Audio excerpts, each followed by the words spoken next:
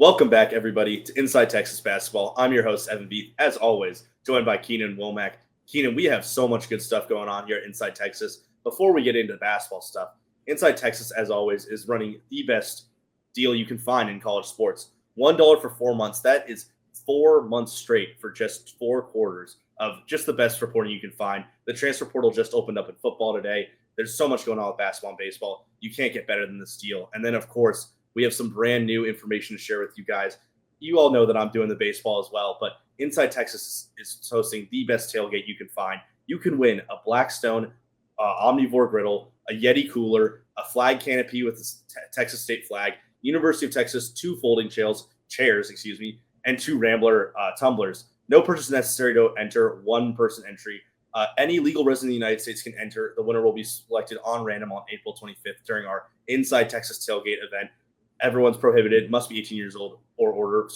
Void prohibited, 18 years old or older. That's going to be a great day, Keenan, because we're going to be out there for the Texas A&M baseball game. We're going to be live streaming a bit of a podcast, bit of just a fun thing going on with the Inside Texas community. We're super excited. So make sure you enter. Chance to win so much great stuff. I know I'd love a Blackstone griddle. I don't know if I can enter, but Keenan, obviously switching over to basketball. Yeah. We have some big news here in Austin because Lucina Traore, a big man, power forward center combo, was originally committed to Xavier, took a year with injury, so you didn't see him much last year, but some accolades that precede him before he's coming in at Texas. It seems like a big get for Sean Miller. I know you've been on top of what he could bring to this team.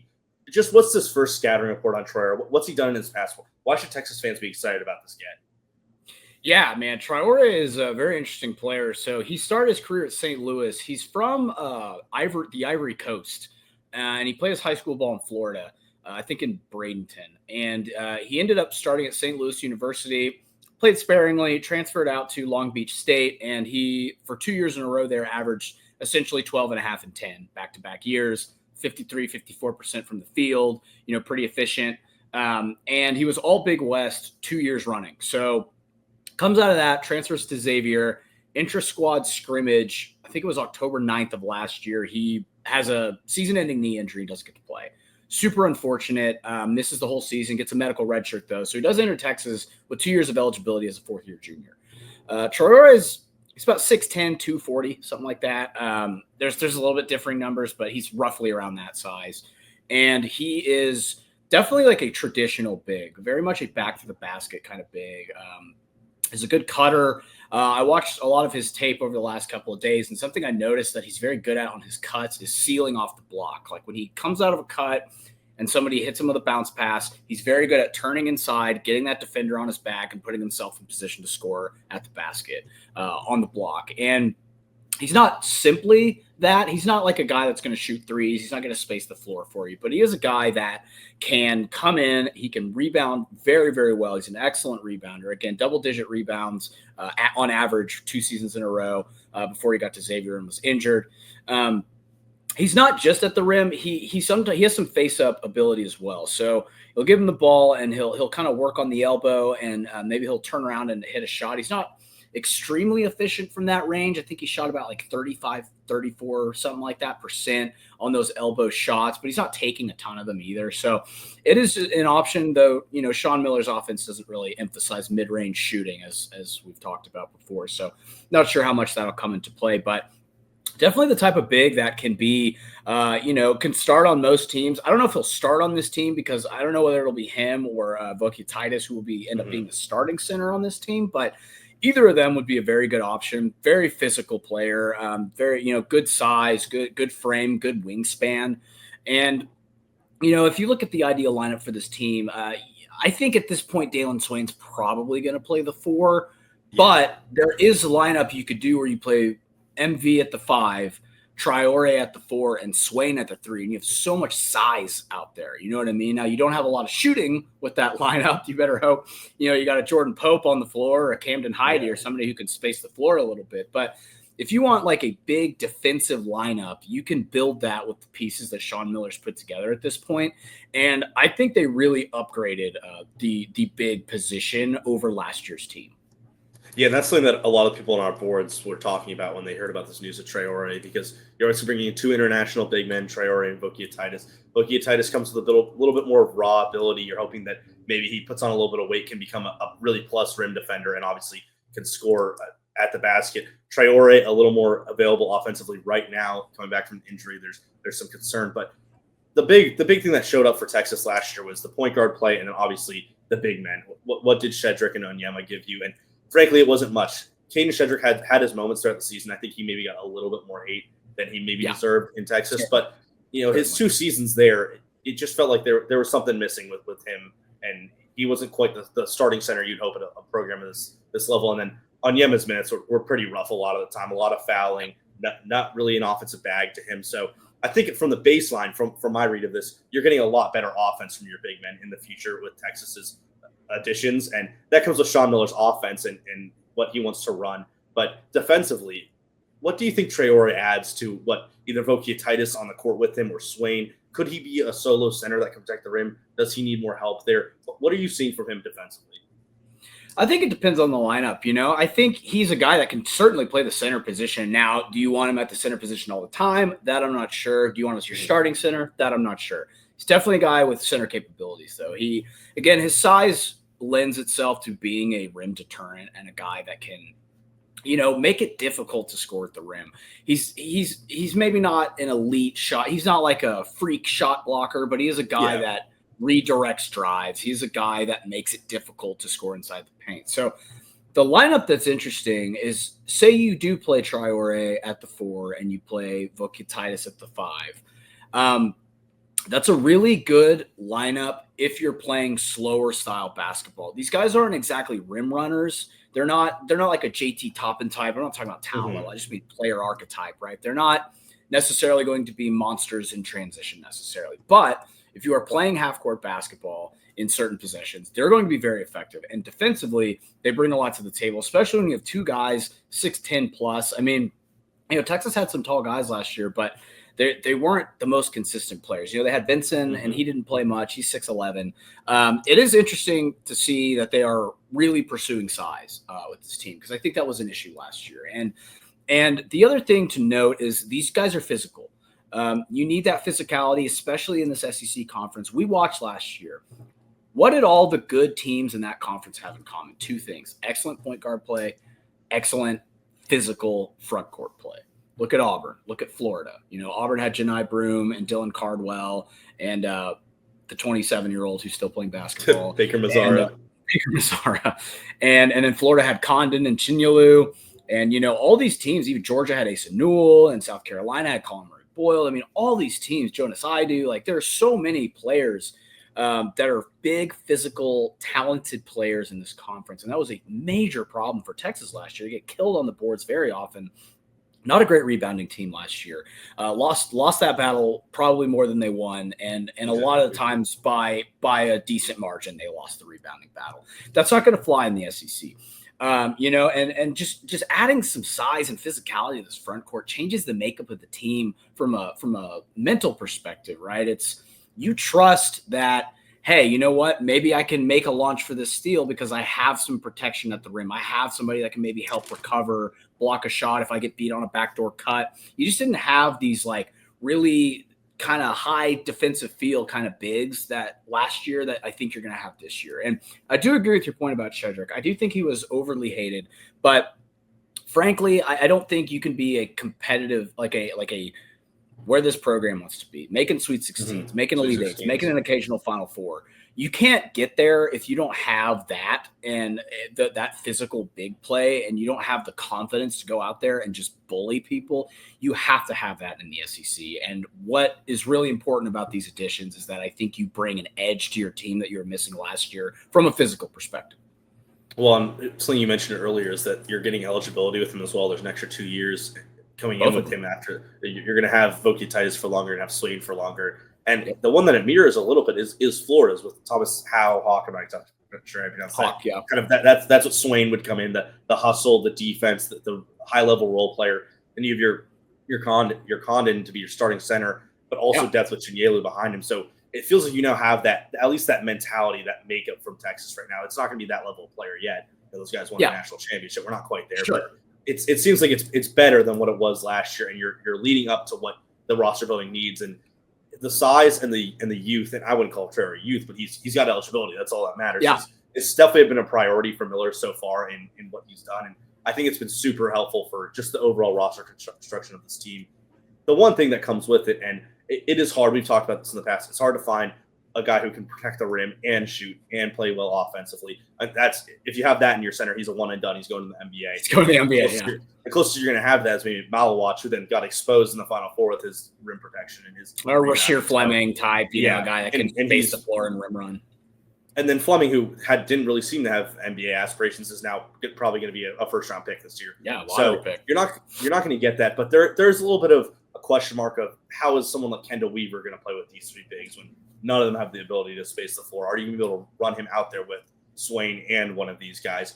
There's a lot of questions that are going to come with Miller's lineups. You're hoping that Swain and Weaver can at least sort of develop a corner three if they can at least be there. And, you know, Weaver's got this great baseline ability and an IQ and a knack to get to the rim when a player's cutting. But that's one thing that kind of comes to mind. But overall, it seems like these are just some very solid pickups in exactly the right direction that you're hoping that Sean Miller and his staff are going.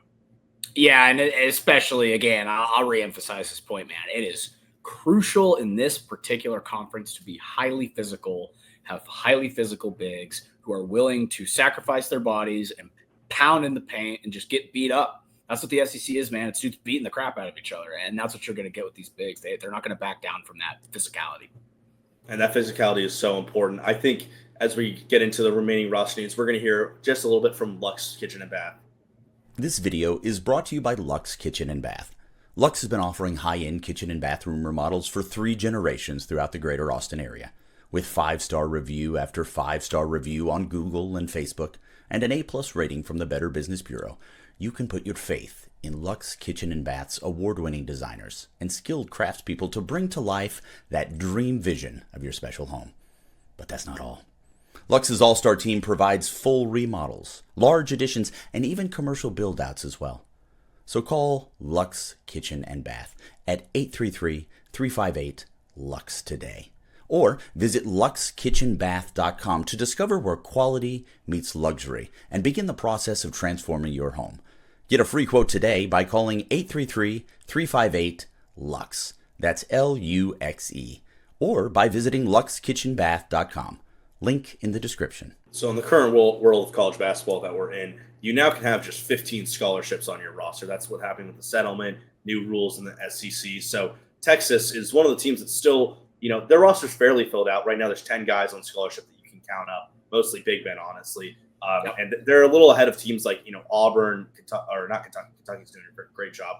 But teams like Auburn and Alabama actually do have a little more spots to fill up. So Texas can narrow in a little bit on what they need. And as we look at those last 5 spots the remaining team needs, I think the number one thing you can cut out is the big men. You know, you've got Fokietitis, you've got Swain, Traore, young guys like Vincent, Clark, Cody. That seems to be very well filled up. But I know you've talked about this so far, but the number one thing it seems is that Texas does not have a true point guard, or at least if it is Tremont Mark, that we don't know for sure. That's what that is. And the market's a little bit narrowed down right now for what point guards are. So what's Miller's strategy going to be to attack that backcourt, and specifically an extra ball handler? Yeah, I mean, at this point, they have basically 3 guards, and one of those guards can't shoot, and he's a shooting guard. So, you know, you think at this point, probably Tremont Mark, from what you saw at the end of the season, could be your lead initiator. The thing I like about having Mark as your lead initiator is he has so much experience. He's played in so many different systems. He's played under so many different coaches, and he's found a way to be impactful at every stop he's been. So I think that is a good indicator that he might be the lead initiator. The problem is you have to have other guys that can handle the ball. Prime example, the Dallas Mavericks this year. They traded away Luka Doncic and got no ball handlers in return. And then Kyrie is out for the season. And then you have like 3 guards on your team that are like playable. And at this point, Texas has 3 guards on their team that are playable. So they need to pack it up. It doesn't even need to be, you know, you're not going to get a Xavier Lee right now. It's just not going to happen. But, you know, Bryce Lindsey dropped his list. Texas wasn't on it. But there are guys out there that can fill that need. There's not huge names right now that are linked to Texas at the moment at the guard spot. But there are guys who have been rumored to be talking. You know, I've heard Justin Porter's name. I've heard other names. And it's going to be crucial that they find shooting as well. They need a guard that can shoot the ball. You have Camden Heide, who's shown flashes Like he had a good percentage. It just wasn't at a super high clip because he wasn't Mm-hmm. playing a ton for the first, 75% of the season. He wasn't on the floor as much as he was the last quarter of the season. So conference play, yeah.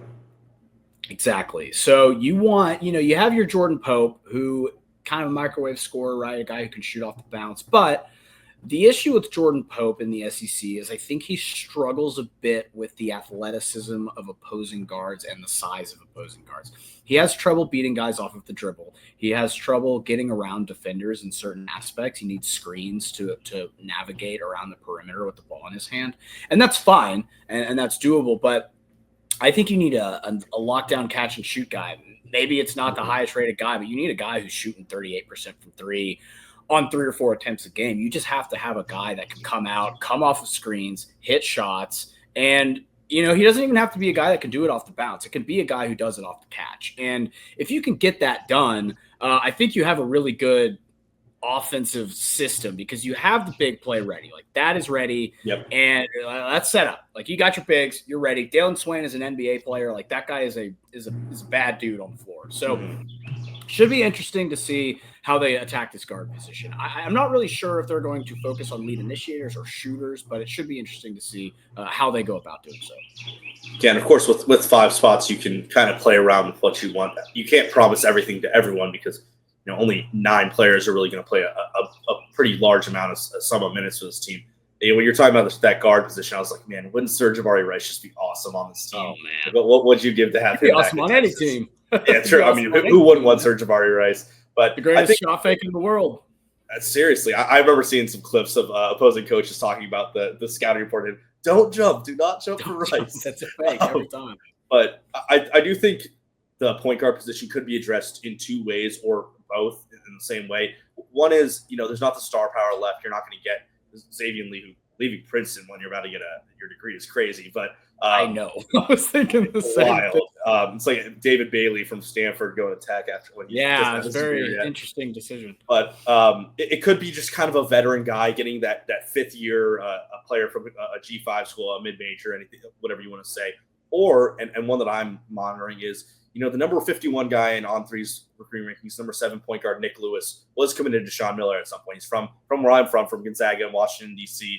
and is a really high level player. He's got that speed. He can beat you down the court. A player that you'd have to give minutes to if you were to have him come in. He's not expected to be a one and done kind of guy immediately. It's there's only maybe 15 guys each class that can really do that. But he's someone that I would really like to see come onto this team and at least see some early season minutes. Can he be someone that plays at the SEC level? Maybe not. But if you bring him in with another leading point guard, then you feel so much better about how this team looks with that, Mark and Pope.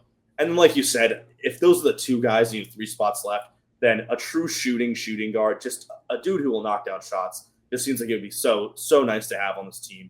I think if that is an older player, that's fine too. But on what Miller's been doing, having extra years of eligibility has been the priority. So is there a shooting guard out there that gives you that true shooting, old school shooting guard position? And also, can he stay for a few extra years? Because the guard position is the old position on this team. It's Pope, who's going to be done after this year. Mark, who's a graduate student. Weaver in his last season. Heidi's got time, but he's more of a forward. Maybe you could call him a smaller wing. But either way, I think that has to be a position where you get a little bit more of a youthful injection and players that can play now. So that's why Lewis will be the number 1 priority on my list, just from what you're looking at with the portal rankings and who's left available.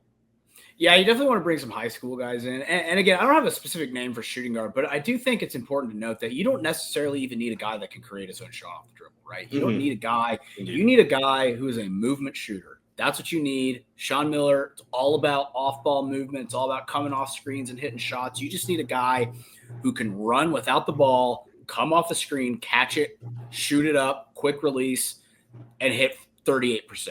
If you have that, your spacing opens up so much for your other players. You're allowed to drive the basket because there is that spacing. There is that chance that they're going to kick out and somebody's be able to hit a shot. They do have to close out on the shooters. If you can create that situation for the defense where they're second guessing whether they can play drop, whether they can, switch, like if you give them a little bit of confusion, I think it's going to be much easier to score points, not just from deep, but in the paint as well. When you have more just more room, man. It's a There simple. needs to be more space. It really is a simple physics thing, man. You just run out of room when everybody's standing around. A little off topic, but I was watching an NBA game from '96. I think it was the Jazz Bulls. It's boring, man. It's boring. It's just four dudes standing around watching one guy work, and like. I know the old guys are going to get mad at me, and that's fine, but this new era is more exciting, and that's what Sean Miller's going to give you, man. Sean Miller's going to give you off-ball movement. He's going to give you true, off-ball screens and pick and roll. They're going to do a lot of that kind of stuff, and what I am interested to see, too, is they ran a ton of post-ups last year with Zach Freeman. That was like one of their main plays. I think they were top 10% in the country in post-up attempts per possession. And mostly that was Zach Freeman. What I'm curious to see is whether or not they use Traore or Vokietitis in a similar manner. I'm not sure that they have the bag yet to be able to be as effective. I don't think they'll be top 10% in post-ups again this upcoming year. But it is interesting to think about how they're going to run that offense and how they're going to use those bigs. And it is part of their scouting report that they do like to post up and that they can excel and get the points per possession number as well. And I think that'll be something, like you said, not top 10, but probably more than you're accustomed to here at Texas. Disu even wasn't really a pure post-up center. He was more of a outside perimeter guy who could make a shot, could drive. Yeah, he's like a stretch four kind of. Yeah, more than anything. So before we get into our last topic, let's kind of map out how the starting lineup and what the first off-the-bench rotation would look like here, because it seems like Mark is probably set in to be a starting guard on this team. Sure. If it's point, if it's combo, whatever it is, he's a starter. I think Weaver and Pope, if you can help it, would be off the bench. Would you agree with that assessment? Yeah, certainly. Because you can't play Weaver with Swain. Exactly, yeah. And then Swain and Vokietitis are probably going to be the starting front court. Swain and Traore, some combo of that with Traore off the bench. That's 6 players. That's 6 of your starters, or 3 starters, 3 bench. Where does Heidi come in? Do you see this as a starting player at Texas as maybe small forward if you're going to have a traditional position? I think there is a chance that happens. I just don't see anybody in the portal right now that Texas has a chance with, or at least is linked to, that is a better prospect to be a starting wing for this team. Because you look at the stats, they're not impressive. But you look at the points per possession, you look at the athleticism, the efficiency. I mean, the athleticism is unbelievable with Camden Heidi. If you remember that national championship dunk he had, unbelievable. I mean, freak athlete, dunk contest kind of athlete. I think he's going to probably be your starting wing, depending on if they end up playing Swain at the 3 and then Traore at the 4, Vokietitis at the 5. They might do lineups like that too, depending on who they play, right? So much of this depends on who they play. The starting lineup will probably be similar, but the rotations will differ depending on, you're playing Auburn and they got, I forget who they just signed, that big forward, Keyshawn Murphy from South Carolina, from Mississippi State. Perfect. So maybe you use a bigger lineup when you play a team like that, a physical team, a Bruce Pearl team that likes to pound it inside. I think again that it's going to depend on who they add. I think Heidi probably will be your starting wing though, and that doesn't that's not something that I'm like, wow, they should have upgraded. I think he can be very, very good. I think he can be a 12 points per game type of guy on efficient shooting. I really do, because of the athleticism, because of the movement shooting ability. He's not a guy that's an elite handler. Like, he doesn't have a crazy handle or anything like that. Doesn't need to be, though. It's functional enough to get him where he needs to go, but he's not going to break somebody down, between the legs or whatever. But he doesn't need to. Seems like he and Vokietitis are the guys that really need the biggest jumps in the offseason if you can. And then I'd assume the portal would add your next starting guard, whether it's a true shooter or a point guard, and then probably another one off the bench to go with Weaver, one that brings shooting. And then you'll have, Clark and Cody vying for minutes as well at the forward spot. So the lineup is shaping up to show up well. And I think Texas, you're not going to hit the SEC championship game, this season, but the roster building is looking up. And we do have one more topic that we're going to transition to, something we haven't talked about a lot.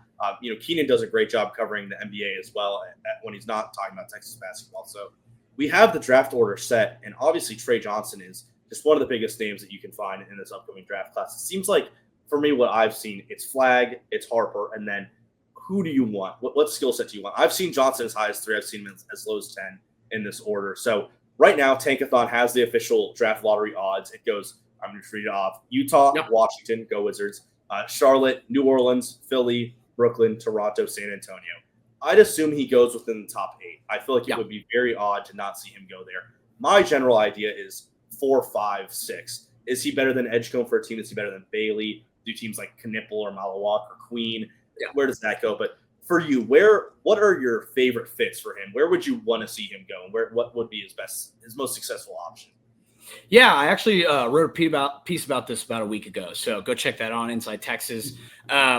Yeah, so I've seen a lot of different mocks where he ends up at different places. I've seen him in Philly, I've seen him in Toronto, I've seen him in Brooklyn, I've seen him in San Antonio. And I think the one that makes the most sense is probably the Spurs. And not a Spurs fan myself, but I do respect the franchise because they ruined my childhood by beating my Mavericks every single year in the playoffs. But that's okay because we're being professional here.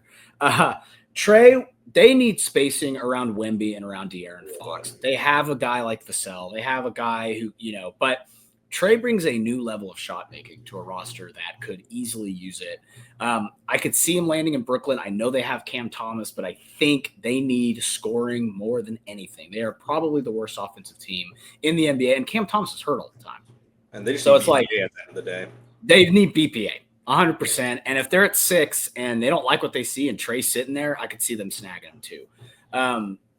What Trey does for an NBA team is he creates confusion on the defensive end because he's such an elite shot maker that you have to have somebody on him at all times, whether you're switching on him.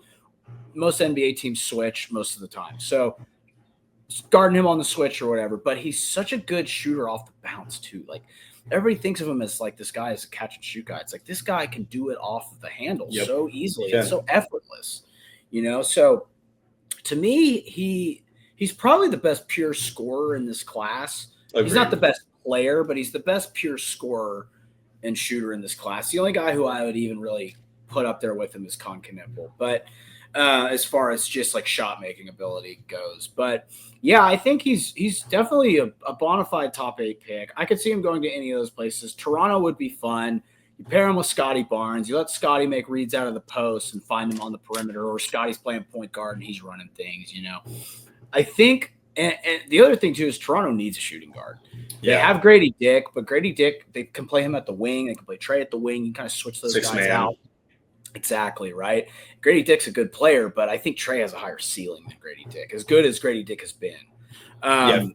It feels like here in this draft that obviously Flagg and Bailey or Harper are the ones that can maybe be the highest championship ceiling. But if there's one player that will be a number 1 scorer on a championship level team, purely scoring wise, it feels like it could be Trey Johnson. And that's why, I like your Spurs take because they could run. Wembanyama allows you to run kind of a 3-guard lineup, and Castle's big enough. Johnson's big enough that they're the size of small forwards. And then your power forward position just round it out with a 3-and-D guy who gives you size. And that could be so handy. And suddenly you're in the playoffs with Trey Johnson scoring every play. You can't guard Wembanyama, and you can't guard him. Fox and Castle running the floor. I like Toronto. That's probably my number 1 spot for him. I think there's some fun kind of aura around going up to Canada and being a guy who they do need just another scorer and a true other player to run the offense with Scotty Barnes. I'm not sure this RJ Barrett thing is going to work long term for them, and I don't think he's going to be their guy. Seems like he's just a little bit too good to be a role player, but not good enough to be a star anywhere. I think Philly is the one that I'm like, just don't go to Philly or Charlotte. Maybe Charlotte's a little bit better if they trade Paul, but just don't go to those teams. Those just feel like such awful fits for him. Charlotte's not going to pick him because they make terrible draft picks. Who did they take last year? Tijon Salon, who should not be in the NBA. He's going to spend his whole career in the G League. He was the 6th overall pick. It's unbelievable the amount of guys they passed up to draft that man at 6. Yeah. You could have gotten that guy at 26 if you'd wanted. Seriously. It's shocking. But anyway, I hope for his sake he doesn't end up there. But if he does, he'll make the best of it. That's the thing about Trey, man. He is a warrior. That dude is going to ball wherever he goes. He's going to put forth full effort, highly competitive, high work ethic, high basketball IQ. Trey really encompasses everything you want in a draft pick. He's a guy that can raise your ceiling immediately because he can come in off the bench. I think Trey can be a 25-point-per-game scorer by his 3rd or 4th season. I don't know. It wouldn't surprise me one bit. And I could see him scoring 16, 17 points a game as a rookie. That wouldn't surprise me either, just because of that shot-making ability. Now, the efficiency, I don't know if that'll look different because, he's going to be playing with better players who understand where to get it open.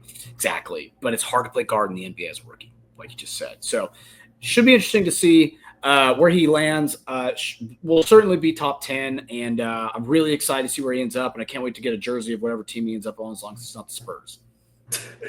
No Spurs for Keenan's sake. Wizards for my sake. I'm like, I would love it, but that means that we dropped to 3, 4, Like the 5, 6th spot. Didn't You get want flag.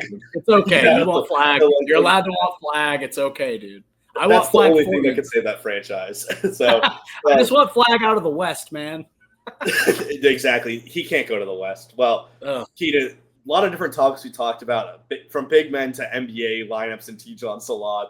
It's been a fun one, and as always, we're going to keep these going every week because this transfer portal does not close, and there will continue to be roster building. There'll probably be another commit by the time we talk next. So, Keaton, as always, thanks for coming on. It's been a great one, and $1 for 4 months is the number that we're talking about, as always, because that is just the best deal you're going to find in all of college sports, all of college journalism.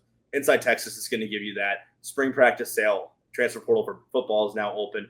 And obviously that tailgate for that Texas A&M game, I'm extremely excited for. Hope to see so many people there. Make sure you're there.